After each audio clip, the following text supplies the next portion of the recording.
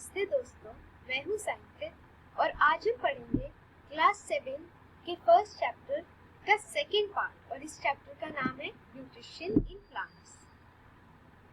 तो जैसा हमने इस चैप्टर के फर्स्ट पार्ट की वीडियो में भी जाना था, कई प्लांट्स होते हैं जो अपना खाना खुद बनाते हैं फोटोसिंथेसिस के प्रोसेस से, और फोटोसिंथेसिस के लिए क्लोरोफिल भी बहुत ज़रूरी है।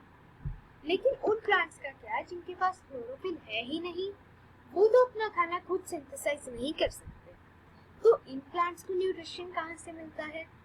तो ह्यूमंस और एनिमल्स की तरह ये प्लांट्स भी दूसरे जो प्लांट्स अपना खाना बना लेते हैं, ये प्लांट्स उन प्लांट्स से खाना लेते हैं। तो इसे हम कहते हैं heterotrophic mode of nutrition in plants. जैसे ऑटोट्रॉफ्स और हेटेरोट्रॉफ्स हैं, तो ऐसे प्लांट्स हेटेरोट्रॉफिक कैटेगरी में आ जाते हैं। तो सबसे पहले हम बात कर लेते हैं पैरासाइट्स की। तो इस इमेज में आप एक थिन वायरी सा स्ट्रक्चर देख पा रहे हो, जो येलो कलर का, वो दूसरे प्लांट पर क्लाइंब कर रहा है। तो इस प्लांट को, जो येलो प्लांट है, वो है कस्क्यूटा या फिर अमरबेल भी कहा जाता है इस प्लांट को। तो ये एक पैरासाइट है, इसके पास क्लोरोफिल है नहीं, तो इसलिए जिस प्लांट पर ये क्लाइंब कर रहा है, ये उससे रेडीमेड फूड लेता है, उससे खाना लेता है। और ये जिस प्लांट पर वो क्लाइंब कर रहा है, उसे हम कहते हैं होस्ट। तो ये उस होस्ट के से काफ़ी न्यूट्रिएंट्स ले लेता है और उसकी ग्रोथ को ये थोड़ा रोक देता है। तो इसलिए हम इस प्लांट को एक पैरासाइट कहते हैं। तो जिस प्लांट पर इसने क्लाइंब किया वो है होस्ट, और जो प्लांट क्लाइंब कर रहा है वो है पैरासाइट। तो जैसे आपने मस्कीटोज होते हैं, बेड बग्स होते हैं, जैसे लीचेस होती हैं, लाइस, वो सब हमारा खून सक करती है, हमारा खून पी लेती है। तो इसलिए हम उन्हें पैरासाइट्स कहते हैं, क्योंकि वो हमसे हमारा खून ले रही है। अब आपने कई प्लांट्स ऐसे देखे होंगे जो एक पिक्चर जैसे दिखते हैं, तो ये एक पिक्चर प्लांट कहा जाता है। तो ये जो आप पिक्चर जैसा स्ट्रक्चर देख रहे हो, एक जग जैसा, ये उस प्लांट का लीफ है, ये उस प्लांट का मॉडिफाइड लीफ है। तो जो लीफ का एपेक्स होता है, लीफ का टॉप, वो एक लिड बना लेता है जो खुल जाता है और बंद हो जाता है, और ये पिक्चर के माउथ को खोल भी देता है और बंद भी कर देता है। तो इस पिक्चर में हेयर होते हैं अंदर, जो नीचे की तरफ पॉइंट कर रहे हैं। तो जब एक इंसेक्ट इस पिक्चर पर आता है, लिड अपने आप बहुत जल्दी बंद हो जाता है, और जो हेयर है वो उसमें इंसेक्ट फंस जाता है उन हेयर में, और वो नीचे नीचे जाता रहता है। उसके बाद इसमें डाइजेस्टिव जूसेस आ जाते हैं जो ये सेक्रेट करता है पिक्चर, और वो सारे न्यूट्रिएंट से इंसेक्ट के ये ले लेता है। तो ऐसे इंसेक्ट ईटिंग प्लांट्स को हम कहते हैं इंसेक्टिवोरस प्लांट्स। वीनस फ्लाईट्रैप और पिक्चर प्लांट इसके दो एग्जांपल्स हैं। पर ये पिक्चर प्लांट तो ग्रीन है और फोटोसिंथेसिस भी करता है, फिर इसे इंसेक्ट्स क्यों चाहिए?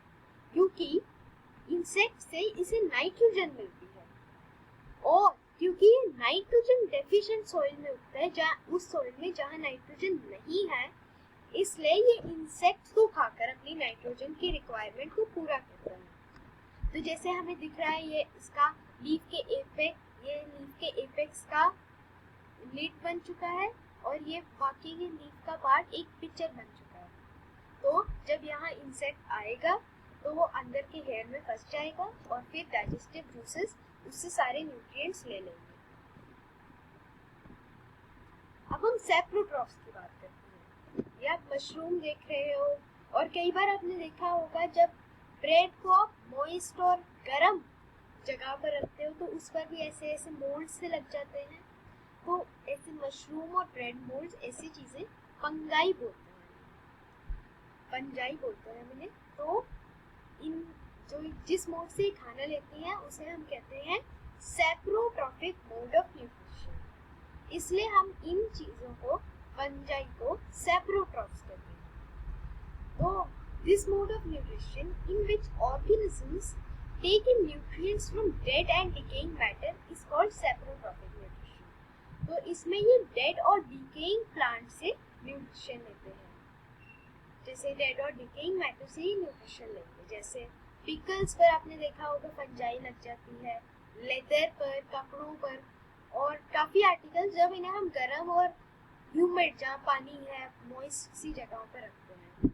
और रेनी सीजन में क्योंकि ह्यूमिडिटी होती है, पानी मॉइस्चर होता है और थोड़ी गर्मी भी होती है, तो इसलिए रेनी सीजन में ये काफ़ी चीज़ों को स्पॉइल कर देती है। तो ये फंगल स्पोर्स से ग्रो करती है। तो ये हमारे आसपास काफ़ी फंगल स्पोर्स एरिया में होती है। तो जब वो वेट और वार्म चीज़ों पर गिर जाते हैं तो ये फंजाई जर्मिनेट करके ग्रो कर जाती है। वार्म और वेट कंडीशन चाहिए इसे, गर्म जगह और जहाँ थोड़ा थोड़ा पानी भी हो। जैसे जब ह्यूमिडिटी होती है, काफ़ी वाटर वेपर होता है हवा में, तो तब ये बहुत इजीली लग जाती है और ये कंडीशन यूजुअली रेनी सीजन में होती है। अब हम बात करते हैं सिम्बायोसिस की।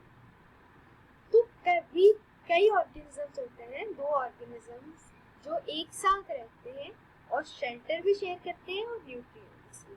तो ऐसे रिलेशनशिप को हम कहते हैं सिम्बायोटिक रिलेशनशिप। जैसे अब कई फंजाई होती हैं, वो प्लांट्स की रूट्स में ग्रो करते हैं। तो जो प्लांट्स होते हैं वो फंगस को न्यूट्रिएंट्स देते हैं और फंगस फिर फंगस प्लांट को पानी भी देती है और कई न्यूट्रिएंट्स भी। तो प्लांट फंगस को न्यूट्रिएंट्स दे रहा है और फंगस भी कई न्यूट्रिएंट्स दे रही है और कुछ पानी भी की भी मात्रा देती है। तो इसलिए ये लीन देन का रिलेशनशिप को हम कहते हैं सिम्बायोसिस। लाइकेंस में ये हमें दिखता है। ये इसमें होता है एक क्लोरोफिल कंटेनिंग पार्टनर, एक ऐसा चीज जिसमें क्लोरोफिल है, जो है एल्गी। आपने एल्गी देखी होगी, वो काफी बार पानी पर ऐसे ग्रीन ग्रीन सी ऊपर ग्रोथ हो जाती है, वो एल्गी होती है और एल्गी के साथ एक फंगस रहती है। तो ये एल्गी प्लस फंगस को हम कहते हैं एक साथ लाइकेंस। तो जो फंगस है वो एल्गा को शेल्टर देगी, वाटर देगी और मिनरल्स देगी, और क्योंकि एल्गा ग्रीन है तो वो अपना खाना खुद बनाती है, तो वो खाना फंगस को भी देती है। अब जैसे हमने पार्ट 1 में भी बात की थी कि प्लांट्स को नाइट्रोजन चाहिए होती है, पर उन्हें ये नाइट्रोजन चाहे वो एयर में 78% है, वो इसे डायरेक्टली नहीं ले सकते और प्लांट्स काफी मिनरल्स और न्यूट्रिएंट सॉइल से एब्जॉर्ब करते हैं। तो ऐसी चीजें सॉइल में डिक्लाइन करती रहती है, ऐसे न्यूट्रिएंट्स। पहले हम इन न्यूट्रिएंट्स की बात करते हैं और उसके बाद हम नाइट्रोजन की भी बात करेंगे। तो आपने कई बार देखा होगा, हम सब प्लांट्स में फर्टिलाइजर्स डालते हैं और मैन्यूर डालते हैं, खाद जो हम कंपोस्टिंग भी आजकल करके खाद बनाते हैं, तो ये खाद या फिर फर्टिलाइजर्स हम डालते हैं। तो इनमें काफ़ी न्यूट्रिएंट्स होते हैं, जैसे नाइट्रोजन, पोटाशियम, फॉस्फोरस। तो इसलिए हम ये सब डालते हैं ताकि प्लांट्स को ये सारे न्यूट्रिएंट्स आसानी से सोल्यूबल फॉर्म में मिल पाए। तो ये न्यूट्रिएंट्स हमें डालते रहने चाहिए क्योंकि इससे सॉइल एनरिच होता है न्यूट्रिएंट से, और हम हेल्दी प्लांट्स उगा सकते हैं अगर उनकी न्यूट्रिएंट रिक्वायरमेंट पूरी हो जाए, जो यही चीज़ें कर पाती हैं, ये फर्टिलाइजर्स और ये खाद मैन्यूर। तो अब हम राइजोबियम बैक्टीरिया की बात करते हैं। तो यूजली क्रॉप प्लांट्स काफ़ी नाइट्रोजन, जो क्रॉप्स होती हैं काफ़ी नाइट्रोजन यूज़ करती है और इसलिए सॉइल नाइट्रोजन डेफिशिएंट बन जाता है।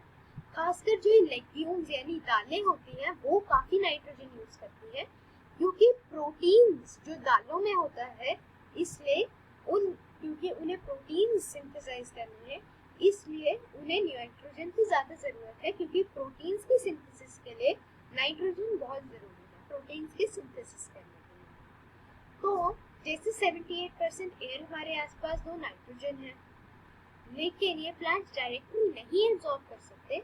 ये नाइट्रोजन प्लांट्स को डिसॉल्व फॉर्म में चाहिए सॉइल में यूजुअली। तो एक बैक्टीरिया होता है राइजोबियम, उसका नाम होता है, और ये एटमॉस्फेरिक नाइट्रोजन को एयर से लेता है और उसे यूजेबल फॉर्म में कन्वर्ट करता है। ये यूजुअली रूट्स में रहता है, रूट नोड्यूल्स में। तो ये रूट्स में राइजोबियम बैक्टीरिया है प्लांट्स की, और वहाँ ये एयर लेके यूजेबल फॉर्म में कन्वर्ट करता है। तो पर ये राइजोबियम बैक्टीरिया अपना खाना नहीं बना सकता, तो ये प्लांट्स को नाइट्रोजन तो दे ही रहा है। तो प्लांट्स इसे, चाहे ये ग्राम, पीस, मूंग ऐसे लेग्यूम्स के रूट्स में रहेगा, तो प्लांट्स उसे शेल्टर भी दे रहे हैं इस बैक्टीरिया को और फूड भी दे रहे हैं, और ये उन्हें नाइट्रोजन दे रहा है। तो ये फिर से लेन देन का रिलेशनशिप हो गया, जिसे हम सिम्बायोटिक रिलेशनशिप कहते हैं। तो यही था जो हमारे पूरे चैप्टर में। तो थैंक यू। उम्मीद है कि आपको ये चैप्टर पसंद आया होगा। ये बहुत इंटरेस्टिंग चैप्टर है। Thank you.